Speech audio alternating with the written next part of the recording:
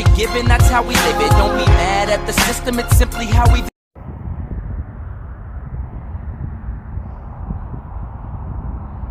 What's up, y'all? It's your boy Little Iz, and I'm back on another video. I was gonna post yesterday, but I didn't like how the video was coming out. And as you guys know, I went on live yesterday, Facebook Live, and did a video there. If you haven't seen it, I deleted it because I didn't like how it was. But today's like a brief summary of like what's going on and what I did today. As you guys know, yesterday was my dad's anniversary, and yeah, basically he's been gone for like a year already. Yesterday was the 1 year anniversary of him like being gone, and yesterday I ended up like shutting off my phone, not really responding to people, but I responded to like maybe one phone call yesterday and like 2 messages from somebody. Um, at the end of the day, you could see like who's your real friends, the ones that checked up on you. Um, my friend that I knew since 6th grade, she FaceTimed me. We were talking. She asked me how I was doing. When she was on her break, she ended up calling, and then you could see like who actually cares about you. I had my other friend, he texted me. It took me like 4 hours to respond because I was just like, I'm not gonna respond back to anybody, but I'm like, maybe I should reach out to somebody to let them know how I'm feeling, what like emotions are going through my head right now. So I reached out, and then my other friend of mine from high school, she's a really good person too. Her name is Miriam. She messaged me on Snap. She was like, hey Israel, how's it going? Just keep your head up. Stuff like that. Some words like encouragement. And, it was one of those days when I was just like, yesterday, I was like, I don't really want to do anything. I just want to lay down all day and fall into my own grief, like just lay down and not cry. I didn't cry yesterday. I was just like, I still have a lot of questions about what my dad went through. Like, why did he do it? Or like, when you have like addiction, it's really hard for you to get off of. So, and then after that, I just remember like the day when he died, like all that stuff was coming back to me. Um, it happened yesterday at 9:14, a year ago, when I got the phone call that he passed. I was at work. My mom was like, "You need to come home. Your dad passed away." And at that moment, I felt I felt lost, confused, shocked, sad, angry, like all these mixed emotions. That's how I was feeling yesterday. I had a mixed emotions, but you know, you never let your emotions get to you. So I was just like just thinking yesterday, like, man, he's actually not here anymore. Like when I used to work at Little Caesars, I used to walk past my old house, and then I get that image of him like sitting in front, blasting his music, selling like random stuff, like how he used to sell. He used to sell like clothes, or he'd find some stuff and like sell it like as a hustle man. And then basically, you know, and then today, this is actually the sweater I brought from his funeral. We actually went to the cemetery today to visit him. It was like a 30-minute drive.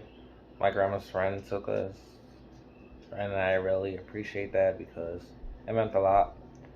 And then when we got there, you could tell that nobody ended up like visiting him after the funeral like a year ago. Like his grave was just completely empty, no family. I guess when you die, people tend to forget about you.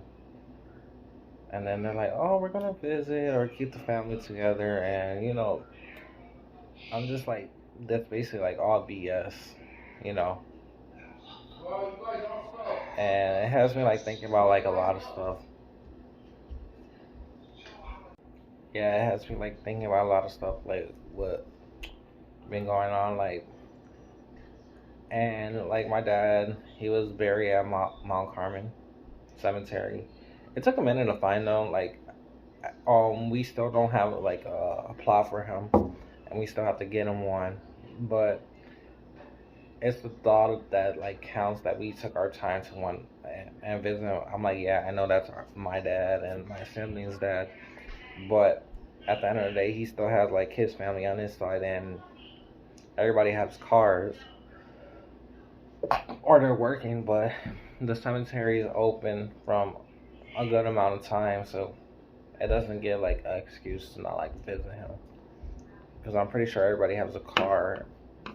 Because when we did the funeral, a lot of people had cards like lined up, so there's no excuse. I remember when we visit my grandma's grave, it was like full of the weeds, and then it looks like nobody ended up like visiting her in like years. So I ended up cleaning that off. I didn't visit her today, but last time when we went, when my dad was alive, we ended up visiting her, like putting a flower on the thing. But today we just put like a lot Christmas stuff on there, like a wreath, a little snowman, a Christmas tree, and like a little snowman. It has like a little candle. And it was sad because above him was a 22-year-old that died from cancer, and it was above his grave. And it's, it's really sad, especially when you die around the holidays. But I really appreciate the people that took their time to like, reached out to me. It means a lot. I noticed a lot of people said they were gonna be there a year ago, and then when that happened, they're like, "Oh, if you need anything, I'm here. Just don't be hesitated to reach out." And then that time comes, nobody's really there. It's just pathetic to me. But and then I just see it like when I die, I don't want people crying over me because you were not there when I was alive. So what's the point of you trying to be there when I'm dead? And then eventually, when I'm gone, you're gonna forget about me, like how you forgot about my dad and my grandma, and it's just really sad. And then, and then when they do, when you're alive, they don't want nothing to do with you, and then that's when that guilt comes in. When you're gone, all that guilty conscience, and you feel all that gets to you.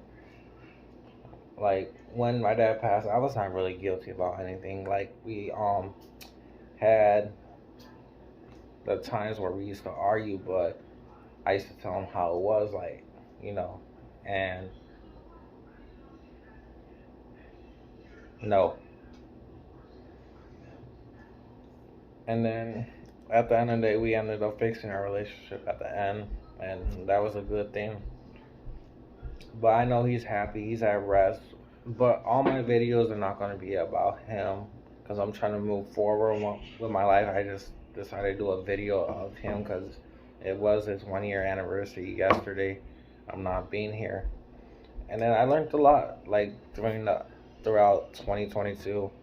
This whole year was full of death. Like so many people died, and I was just like, it's crazy. Ever since COVID happened, people are dying from heart failure, cancer, COVID, gunshots, gangs, violence. It's just ridiculous. Because in the Bible, it even says we're living in the last days, and they have to acknowledge that we're living in the last days.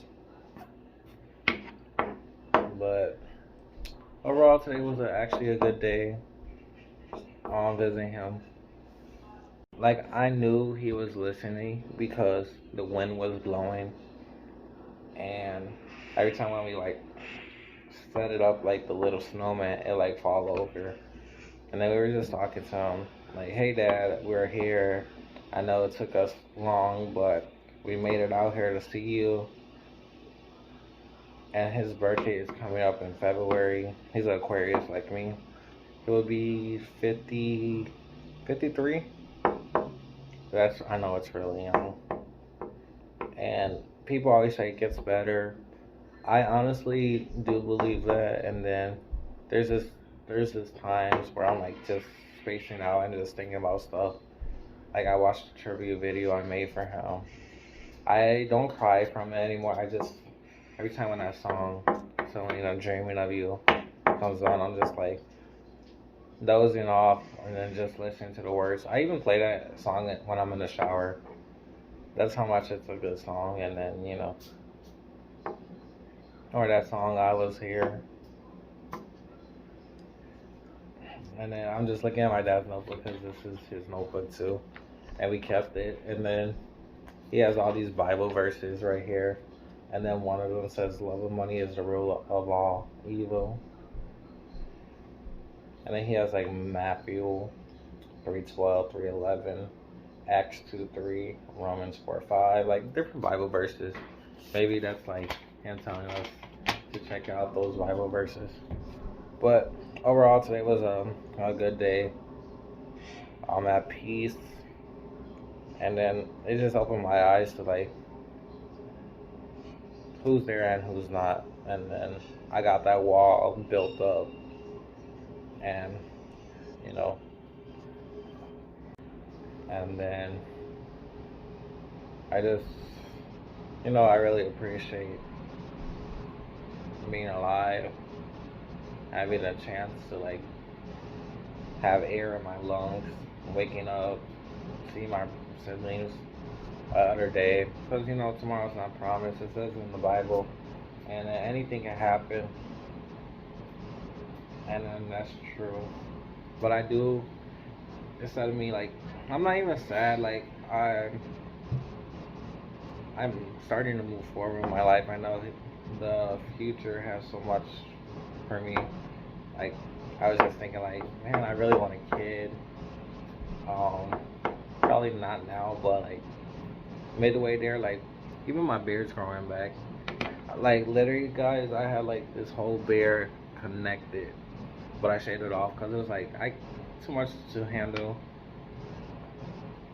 and it was just itching my face. So I'm like, and it's already growing back. But yeah, I want to do more videos for you guys. I want to talk about my Little Caesars experience, my new job experience, a house tour, all that good stuff. But I just wanted to hop on here and tell you guys I'm okay and I'm moving forward. That's like the best thing. I know he was always happy with me.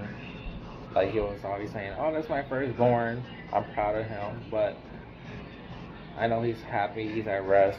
But I'll catch you guys in the next video. I just want to like do a video for you guys, just telling you guys I'm okay. I did order food for my family, so I'm like taking that role as like the father figure, or you know, when my brothers are hungry, gotta order them food. But I'll catch you guys next time. Bye.